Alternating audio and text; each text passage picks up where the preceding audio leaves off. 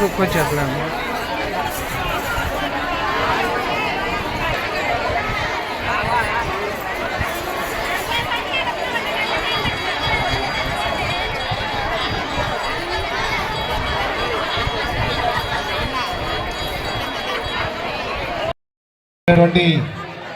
మన ప్రియతమ నాయకుడు కూడా చైర్మన్ కోడమూరు నియోజకవర్గ సమన్వయకర్త ఉన్నటువంటి హర్షవర్ధన్ రెడ్డి గారి నాయకత్వంలో మరి ఎంపీపీ అయినటువంటి మునేప గారు సర్పంచ్ గారికి వేదిక మీద ఉన్నటువంటి వైఎస్ఆర్సీపీ నాయకులకు వేదిక ముందు ఉన్నటువంటి అక్క చెల్లెమ్మలకు అందరికీ కూడా నా వందనాలు తెలియజేసుకుంటూ జై జగన్. అమ్మా మీ ఆందోళన మీ ఆలోచన మాకు అర్థమైంది. మేము చెప్పదలుచుకునేది ఒకటేమ్మా, జగనన్న పథకాలను మీరందరూ సద్వినియోగపరుచుకుంటే మీ లబ్ధిదారులందరూ ముందుగా అందరూ వక్తలు చెప్పినట్టు అమ్మఒడి పథకంలో మీ యొక్క పిల్లలు బడికి పోయి వారికి పౌష్టికాహారం అన్నం పెడుతున్నారమ్మా. వారిని మంచి చదువులు చదివించుకొని డబ్బులన్నీ మీ పిల్లల భవిష్యత్తు మీద పెట్టుబడి పెట్టినారమ్మా, వేరే ఏం లేదు. అందరికీ పెన్షన్లు అందుతున్నాయా? ఒకటో తేదీ పెన్షన్లు అందుతున్నాయా? మరి వాలంటీర్లు ఇంటికాడికి వచ్చి పెన్షన్లు ఇస్తున్నారు కదమ్మా. ఇంతకుముందు ఎట్లుంటుండే పెన్షన్లు తెచ్చుకున్నారంటే 4-5 రోజులు ఆఫీసుల చుట్టూ ఉండాలా. మరి పెన్షన్లు ఇచ్చే సచివాలయ ఉద్యోగులను మీకోసం నియమించడం వలన వారి జీతభత్యాలన్నీ అంటే మీకు సేవలు అందించాలంటే ఎంత డబ్బులు ఖర్చు పెట్టినారో మీరందరూ ఒకసారి గుర్తుపెట్టుకోవాలా. ఈ డబ్బులన్నీ కూడా మీకు పేద ప్రజలకు మరి అవగాహన లేకుండా మీరు ఎక్కడి పోవాలో తెలియదు. అందుకోసం ప్రతి గ్రామంలో సచివాలయాన్ని ఏర్పాటు చేశారు. ప్రతి 50 ఇండ్లకు ఒక వాలంటీర్ని ఇచ్చినారు. ఇంటికాడికే వచ్చి ప్రభుత్వ పథకాలు అందిస్తున్నారమ్మా. కాబట్టి మీరందరూ కూడా మరి మునప్ప చెప్పినట్టు మరి భాషా సార్ చెప్పినట్టు రాబోయే ఎలక్షన్లో జగనన్న మీకోసం 125 సార్లు బట్టను తినడమా, 2 సార్లు మీరు బట్టను తితే రాబోయే 5 సంవత్సరాల్లో ఈ పథకాలన్నీ మీకు అందుతాయమ్మా. తెలుగుదేశం నాయకులు కల్లిపల్లి మాటలు చెప్తారు వచ్చి, అప్పుడు చెప్పినట్లు 2014 సంవత్సరంలో వచ్చి పసుపు కుంకుమ అని చెప్పి 30 రోజుల ముందు డబ్బులు వేసి మిమ్మల్ని మోసం చేశారు. మళ్ళీ అదే మోసాన్ని మళ్ళీ అన్ని దొంగ మాటలు చెప్పనీకి వస్తారమ్మా. ఆ మాటలు నమ్మొద్దండి. జగనన్న చెప్పినాడు, మీ కుటుంబంలో లబ్ధి చేరితేనే, మాకు డబ్బులు అందితేనే, మా కుటుంబంలో మంచి జరిగింది అనుకుంటేనే ఓటేయమన్నారు. మీ అందరికీ మంచి జరిగిందా లేదా? మీ అందరికీ మంచి జరిగిందా లేదా? పెన్షన్లు అందినాయా లేదా? అందితేనే ఓటేయమని చెప్పినారమ్మా.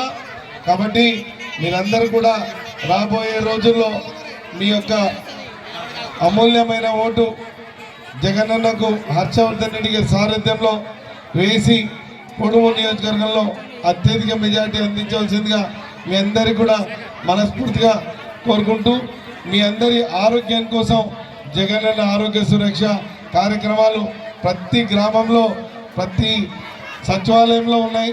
మీ ఆరోగ్యానికి సంబంధించినటువంటి ఏదైనా అవసరాలుంటే సందర్భంగా తెలియజేసుకుంటూ ఈ అవకాశం ఇచ్చినటువంటి అందరికీ పెద్దలకు మీ అందరికీ కూడా మనస్ఫూర్తిగా కృతజ్ఞతలు తెలియజేసుకుంటూ సెలవు. ధన్యవాదాలు. జై జగన్, జై జగన్, జై జగన్. ఈరోజు 4వ ఆసరా ప్రోగ్రాంకి విచ్చేసినటువంటి సోదరులు, మన కోడమూరు నియోజకవర్గ వైఎస్ఆర్ కాంగ్రెస్ పార్టీ ఇన్ఛార్జ్ డాక్టర్ ఆదిమూలపు సతీష్ గారికి, పెద్దలు బెలగల్ మండలాధ్యక్షులు బొంతల మునప్ప గారికి, తమ్ముడు కర్నూలు జెడ్పీటీసీ ప్రసన్న కుమార్ గారికి, మండల మహిళా సమాఖ్య అధ్యక్షురాలు భాగ్యలక్ష్మి గారికి, మన ఏపీఎం వెంకటస్వామి గారికి, అదేవిధంగా ఈ కార్యక్రమానికి ఇచ్చేసినటువంటి బెలగల్ మండల నాయకులకు, ప్రజలకు, ఎంపీటీసీలకు, అదేవిధంగా ఈ కార్యక్రమానికి ఇచ్చేసినటువంటి పొదుపు సంఘాల సభ్యులకు, నాయకత్వం 2014లో 14 నుంచి 19 వరకు చంద్రబాబు నాయుడు చేసినటువంటి, మీకు మాట చెప్పినటువంటి ఏవైతే అప్పులు ఉన్నాయో, డ్వాక్రా మహిళలకు ఏవైతే అప్పులు 14,000 కోట్లు ఉండేవి చేసినప్పుడు ఒక మాట చెప్పారు. చంద్రబాబు నాయుడు ఎప్పుడైతే 2014లో అక్క చెల్లెమ్మలు ఎవరైతే ఉన్నా కూడా మీరు ఏ ఒక్క బ్యాంకులో కూడా, అంటే మీరు తీసుకున్నటువంటి లోన్లకు మీరేం డబ్బులు కట్టొద్దండి, నేను కడతా అని చెప్పి 2014లో చంద్రబాబు నాయుడు చెప్పినాడు. నేనేం చేయలేను, నేను అసలు మీ డబ్బులు కట్టలేను అని చెప్పి ఆయన మొండికేసి కూర్చున్న మాట వాస్తవమా కాదా మీరు ఆలోచన చేయండి. చివరికి 2019లో ఆ అప్పు 25,000 కోట్లకు చేరింది. అంటే 14,000 కోట్లు చేయాల్సిన, అంటే మీ అప్పులు కట్టాల్సినది 25,000 కోట్లకు చేరింది. 2019లో పాదయాత్ర చేస్తున్నటువంటి జగన్మోహన్ రెడ్డి గారు మీ కష్టాలు చూసి, మీరు బ్యాంకుల చుట్టూ లోన్లు రాక, ఆ అప్పులు కట్టలేక కుటుంబాలు ఇబ్బందులు పడి పిల్లల్ని చదివించుకోలేని దుస్థితిలో, ఇబ్బందుల్లో మనమందరం ఉంటే ఆయన పాదయాత్ర సందర్భంగా ఒకటే చెప్పాడు, నా అక్క చెల్లెమ్మలు ఎవరైతే ఉన్నారో, నా ఆడబిడ్డలు ఎవరైతే ఉన్నారో వాళ్ళెవ్వరు కూడా బాధపడడానికి వీల్లేదు. మీ పొదుపు సంఘాల్లో ఏదైతే 2019 వరకు ఉన్నటువంటి, మార్చి వరకు ఉన్నటువంటి అప్పు ఏదైతే ఉందో మొత్తం నేను బాధ్యత తీసుకొని కడతా అని చెప్పి ఈ రోజుతో ఆ అప్పుని చివరి విడతగా మీ అందరి అప్పులు కూడా కట్టేశాడు. మీరు చూడండి, 2019 నుంచి మీకు రుణాలు ఏమైనా ఇబ్బంది ఉన్నాయా? పొదుపు సంఘాలన్నీ కూడా రెన్యువల్ అయ్యాయి. ప్రతి ఒక్కరు కూడా మళ్ళీ బ్యాంకులకు పోయి రుణాలు తెచ్చుకుంటున్నారు. అప్పుడు మీకు అందరికీ తెలుసు, ఒక రుణం తెచ్చుకోవాలంటే ఉంచండి. ఈరోజు మీ పిల్లల ముఖం చూడండి, పిల్లల బట్టలు చూడండి, బడికి పోయే పిల్లల బట్టలు, బడికి పోయే పిల్లల కాళ్ళు చూడండి, కాళ్ళ వైపు చూడండి. ఈరోజు జగన్మోహన్ రెడ్డి గారి దగ్గరుండి ఆ షూని సెలెక్ట్ చేస్తున్నారు, ఆ బూటుని సెలెక్ట్ చేస్తున్నారు, డ్రెస్సును సెలెక్ట్ చేస్తున్నాడు, బ్యాగును సెలెక్ట్ చేస్తున్నాడు. చివరికి వాళ్ళు తినే ప్రతి ముద్ద మీద కూడా, ప్రతి గింజ మీద కూడా ఇది నాణ్యత ఉందా లేదా, పిల్లలకు చిక్కీలు ఇస్తున్నారు. ఇంతకుముందు ఎవరైనా కూడా ఇచ్చారా? మీరు చూసినారు, అన్నము పల్చటి నీళ్ళు, చారు, సాంబార్ లాగా చేసేవాళ్ళు. ఈరోజు సోమవారం ఏం పెట్టాలి, మంగళవారం ఏం పెట్టాలి, ఎలక్షన్ టైం కాబట్టి ఇన్ని రోజులు మనకు ముఖం చాటేశారు. ఎన్ని ఇబ్బందులున్నా మన కష్టాల్లో పాలు పంచుకుంటున్నటువంటి మనం జగన్మోహన్ రెడ్డి గారిని మనం తప్పకుండా మళ్ళొక్కసారి ముఖ్యమంత్రిగా చేయగలిగితే ఈరోజు భవిష్యత్తులో మళ్ళీ మన పిల్లలు, ఈరోజు మన తరం అయిపోయింది, 5 సంవత్సరాల పాటు ఇంకో 5 సంవత్సరాలు మన తరం ఉంటుంది.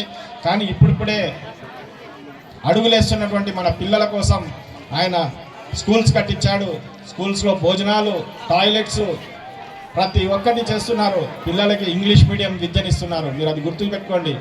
ఈరోజు చాలా మంది తెలివైనటువంటి విద్యార్థులు ఉన్నారు, మంచి మంచి ర్యాంకులతో పాస్ అయిన కూడా కేవలం ఇంగ్లీష్లో వెనుకబడడం వల్ల, ఇంగ్లీష్ సబ్జెక్ట్లో ఇంగ్లీష్ చెప్పడానికి, మాట్లాడడానికి రాకపోవడం వల్ల వాళ్ళు చాలా అవకాశాలు పోగొట్టుకుంటున్నారు. ఆ పరిస్థితి మన పిల్లలకి, గ్రామాల్లో పెరిగినటువంటి పిల్లలకు ఉండకూడదనే ఉద్దేశంతో రెడ్డి గారి గురించి మనం ఆలోచన చేయాల్సిన బాధ్యత మనందరి మీద ఉంది. ఈ 4 సంవత్సరాల 10 నెలలు మనం ఆలోచన చేసి ఉండకపోవచ్చు. మన సంసారాల గురించి మనం ఆలోచన చేసినాము, మన భర్త గురించి, మన పిల్లల గురించి, మన వ్యవసాయం గురించి, మన వ్యాపారాల గురించి. కానీ ఈ 2 నెలలు ఈ రాష్ట్ర ప్రజలకైతేనేమి, ఈ రాష్ట్రానికైతేనేమి చాలా కీలకమైనటువంటివి. ఎందుకంటే ఈ 2 నెలల్లోనే తెలుగుదేశం వాళ్ళు, జనసేన వాళ్ళు, బీజేపీ వాళ్ళు ఇంకా చాలా మంది పొత్తులు పెట్టుకొని మనల్ని మభ్యపెట్టడానికి, మనల్ని మోసం చేయడానికి మళ్ళీ రాబోతున్నారు. ఈ 2 నెలలు మీరు అప్రమత్తంగా ఉండాలి, మీరు జాగ్రత్తగా ఉండాలి. ఎవరన్నా రాని, ఏమన్నా మాట చెప్పని, మనకు సాయం చేసిన వ్యక్తి ఎవరనేది మీరు గుర్తించండి. మళ్ళీ సాయం చేస్తాడా లేదని కూడా ఒకసారి ఆలోచన చేయండి. చెప్పినవి కాదు, చెప్పని కూడా ఎన్నో చేసినటువంటి మన జగనన్నని మనం కాపాడుకోవాల్సిన బాధ్యత మీ అందరి మీద, మనందరి మీద ఉందని చెప్పి, జగనన్నని మళ్ళీ ముఖ్యమంత్రిని చేసుకోవాల్సిన బాధ్యత మీ అందరికీ, మా అందరికీ ఉందని చెప్పి తెలియజేసుకుంటూ, మీరు ఎన్ని పనులు ఉన్నారు మీ మీద అనేది ఒక్కసారి ఆలోచన చేయండి. వాళ్ళందరూ కూడా, తెలుగుదేశం పార్టీ వాళ్ళందరూ కూడా వాళ్ళ అధికారం కోసం వస్తున్నారు. మన జగన్మోహన్ రెడ్డి ఒక్కడే, నేను ప్రజలకి సేవ చేశాను, మళ్ళీ చేయాలనే సంకల్పంతో మళ్ళీ ఈరోజు ఓట్ల కోసం వస్తాం. కానీ మళ్ళీ ఏదో అధికారం ఉంటే ఏదో సంపాదించుకోవచ్చు, దోచుకోవచ్చు అనే ఉద్దేశం కాదని మీరు గుర్తించుకోవాల్సిందిగా మిమ్మల్ని కోరుకుంటూ, ఎంతో ఓపికతో మా కోసం ఉండి, ఇంత లేట్ అయినా కూడా మా కోసం నిరీక్షించినందుకు మీకు మరొకసారి కృతజ్ఞతలు తెలియజేసుకుంటూ, రాబోయే 2 నెలలు ఎంతో కీలకమైనవి. మీరు దయచేసి ఇక్కడ ఉన్నటువంటి ప్రతి అక్కకు, చెల్లెలకి, అమ్మకు అందరికీ నేను విన్నవించుకునేది ఏమంటే, ఈ 2 నెలలు మీరు జాగ్రత్తగా ఉండండి. మీ ఓట్లతో పాటు మీ కుటుంబ సభ్యుల ఓట్లను కూడా మీరు జాగ్రత్తగా పట్టుకొని రేపొద్దున జరగబోయే ఎలక్షన్స్లో మన జగనన్న వైఎస్ఆర్ కాంగ్రెస్ పార్టీ 2 సార్లు మీరు జగనన్న మీకోసం ఎన్నో సార్లు బట్టనొత్తాడు, దాదాపు 153 సార్లు బట్టనొత్తినాడు. మనం ఆయన కోసం 2 సార్లు రెండు బటన్లు ఉంటాయి, బ్యాలెట్ బాక్స్లు ఇచ్చినప్పుడు 2 బటన్లు ఉంటాయి. ఆ 2 బటన్లు ఒత్తితే అంతో ఇంతో మనం రుణం తీర్చుకునే పరిస్థితి మనం ఆ భగవంతుడు కల్పించినట్లు అవుతుందని చెప్పి మీకు తెలియజేసుకుంటూ దయచేసి ఈ మాటను మర్చిపోకుండా సెలవు తీసుకుంటున్నాను.